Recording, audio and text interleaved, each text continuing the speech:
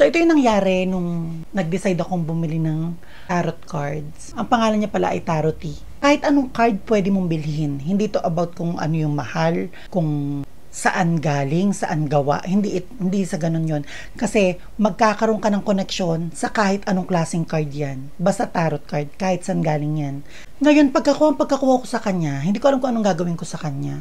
So, ang ginawa ko, nung matutulog na ako kinagabihan, inilagay ko siya sa ilalim ng unan ko. So, since meron akong Power of Dreams simula nung bata pa ako, sa Dreams Masteral ko na yan eh. Ito yung napaginipan ko. Yung Omay na pangalan, galing yan sa isang kaibigan ko, childhood, from North Caloocan. Sa kanya ko nakuha yung name na Omay nung lumipat ako dito. Napaginipan ko yung nanay at tatay ni Omay.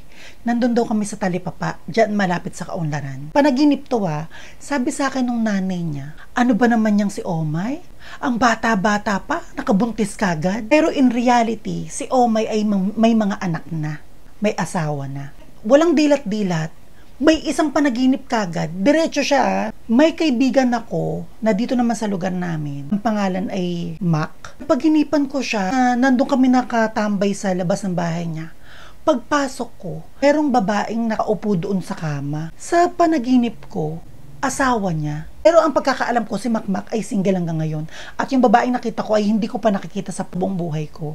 Ngayon kung iisipin, yung kay Oma, since may anak na siya at asawa, rume-represent siya sa past. Etong kay Mac, rume-represent sa future.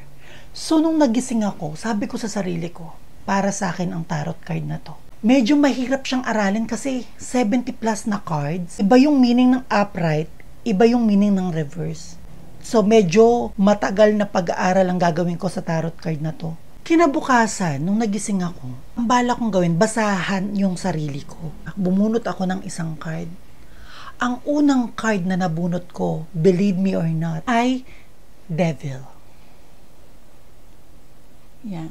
Kung tinignan nyo, nakakatakot ang Devil card. Pero kapag naintindihan nyo na ang tarot cards, ang Devil ay rume-represent sa isang bisyo, addiction. So, naintindihan ko kagad siya nung pagkabunot ko kagad na after nung dreams ko, addiction sa pagbabasa at pagiging tarot reader. May chance na maging abusado, dapat gamitin ng tama. So, sinabi ko sa sarili ko noon na kapag natutunan ko magbasa ng tarot, hindi ko to gagamitin pang negosyo para pagkakitaan. Gagamitin ko to sa lahat ng gustong magpa-guide.